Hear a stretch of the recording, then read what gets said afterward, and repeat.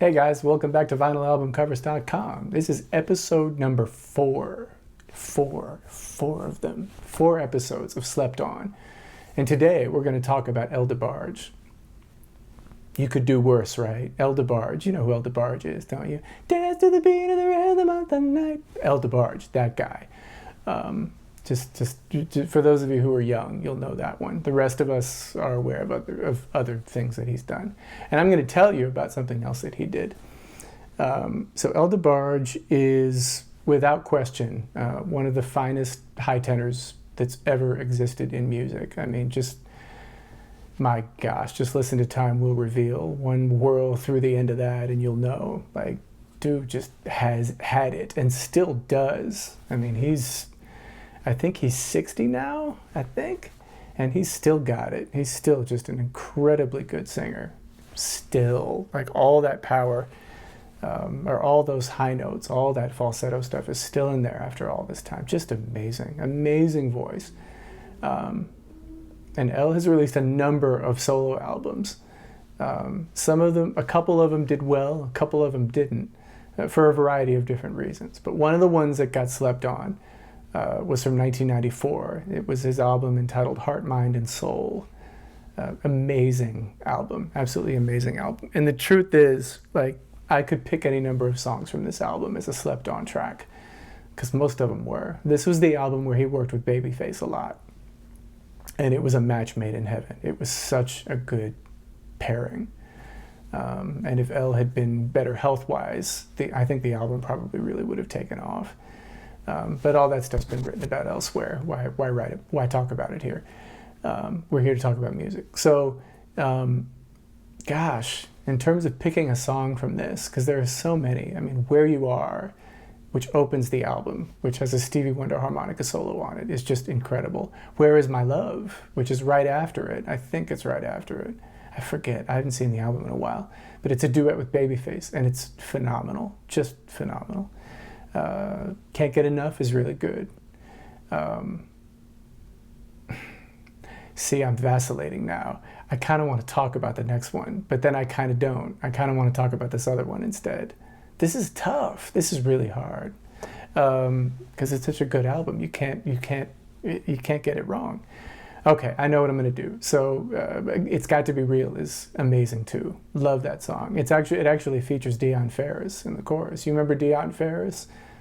She was with Arrested Development for a little while, and then she went solo and cut I Know with Randy Jackson, and that did really, really well. But she sings in the chorus of the song. But I want to touch on another song. It's closer to the end. You don't even need to hear the vocal to know that it's DeBarge. DeBarge has a very specific musical signature with his chord choices. You find it on virtually everything he writes, and I'm not musician enough to be able to explain what that is. But if you've listened to enough DeBarge, or even enough DeBarge with the songs he's written, like, All This Love kind of debuted it. And in anything else he writes, you hear these kind of, I don't know, they're very DeBarge chord changes, and you can tell it's him without even hearing his voice. So You Are My Dream is absolutely gorgeous. It's another one of those incredible Elle ballads. Some of it's done in full voice until he gets into the chorus, and then he just lets go with that incredible falsetto that we love him for. But he has a really nice natural tenor too, and that natural tenor doesn't get enough attention. And we get a little bit of it in the verses. Most of it is falsetto, to be fair. But we get a little of that natural tenor, and it's very nice. I never have a problem hearing it. You get a lot of it on like Who's Johnny? Like, there's a lot of it there. But there's also a lot of his mix voice there too. So he's kind of made his money off of his mix and off of his tenor, off of his falsetto. His voice is tenor. But that song is just incredible. He wrote it with Bruce Fisher. Bruce Fisher co-wrote You Are My Dream, he co-wrote. And he co-wrote You Are So Beautiful with Billy Preston, that Joe Cocker had a huge hit with many years ago. So that's where you might know Bruce Fisher from. And he also wrote a couple of other things on the album, like Can't Get Enough, he co-wrote with Elle, and there's a couple of other things too. But just an absolutely amazing song. The lyric is just beautiful. I mean, it's what every woman would want to hear sung to them. And he's totally into it. I mean, if anybody ever understands the assignment with songs like that better than Elle, I don't know who that person is. He's just a master at stuff like that. Just incredible work. And the whole, like, really, like, somehow, I remember Can't Get Enough came out, and that did something. I remember hearing it on the R&B station here. But then after that, I didn't hear, no, I heard Slide. I did hear Slide. Slide is the concession to the pop charts that's on the album. There's got to be one. Don't blame him. But that was produced and co-written by Jermaine Dupri, co-written also by Manuel Seal. And it's kind of his chief collaborator at that point, and still now, I think. It's decent. It's a decent song. There's certainly nothing wrong with it. It's not totally my thing, but I get it, and I certainly understand why he did it. And it was canny to do it, and it forces him to rely on a different part of his voice for most of it, which is kind of cool too. It brings out an interesting side of his voice. So I said I always say I'm gonna talk about one track, and then I end up talking about the entire album, because y'all slept on the whole thing, and I can't deal with it.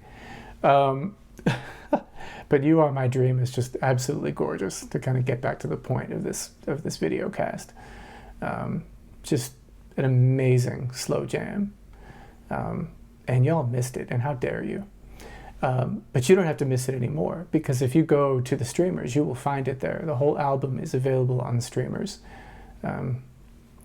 So go check it out. Heart, Mind, and Soul is the name of the album. It's got an interesting looking cover on it too. But if it was on a record, I'd scan it, but it didn't come out that way. It just came out on CD. I don't even think it came out on cassette. Maybe it did. I don't know. You tell me. If you have the cassette, tell me you do. Yeah, incredible record, incredible single. There's so much going on in that album. It sounds really good. It's a sonically good piece of work. And it was the last one we got before Second Chance, because he was going through some personal things at that point. They're well documented somewhere else. But man, I mean, if he would have gone out with that album, that wouldn't have been bad. I just wish it would have sold more copies and more people would have heard it. So go check out that album, Heart, Mind, and Soul, and definitely go to the end of the album. It's the second to last track on the album, You Are My Dream, written by DeBarge and Bruce Fisher from the Heart, Mind, and Soul record in 1994. Just totally fantastic. I know I keep saying it because it's true, and when you hear it, you'll go, oh, that's what you're talking about. So you need to go hear that song for sure.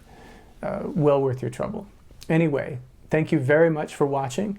The numbers on the Temptations blog or on the Temptations videocast are pretty impressive, actually, for us. That's not bad. Thank you so much for watching it. I'm glad it struck a chord with you. Hopefully this one will too. If you liked what you saw, liked what you heard, do me a favor and give us a thumbs up, give us a like. Subscribe to the channel. As you can see, this channel is moving. There have been no less than 2 of these every week, and I'm going to keep going with that. And the new Michael Jackson blog for history.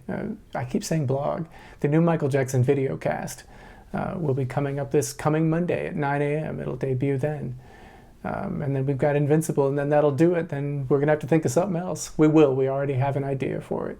So don't worry about it. We're already a couple ideas ahead. But anyway, thank you so much for watching Slept On. I appreciate it. So glad for the response it's getting. Must mean you like it or something. So I'll keep doing them. And yeah, so again, thank you. I could never say thank you enough. Thank you, thank you, thank you, thank you. Follow us on Twitter. I'll put the link in the description for it. I'd spell it out for you, but I'll mess it up. But I live on Twitter. That's kind of where we live. We have an Instagram too, but again, I haven't figured out how to use it. We certainly have a website, vinylalbumcovers.com. You can see some amazing album covers there, some stuff that's really rare and some stuff that's not so rare. But there's, gosh, we must be getting close to 500 covers on that site, along with blank record labels and billboard ads for things and old record company jackets, record company sleeves and 45s and picture discs and all kinds of things. The website is just loaded with stuff, so go visit the website and definitely hit the notification bell here too, so you can be notified when a new video is coming out. Anyway, thank you so much for watching. That's now the third time I've said thank you, and every time I said it, I meant it. And I'm going to say it a fourth time. Thank you for watching. I appreciate it. I really do. I sincerely appreciate it. And yeah, we'll see you next time for a new episode of Slept On. Take care.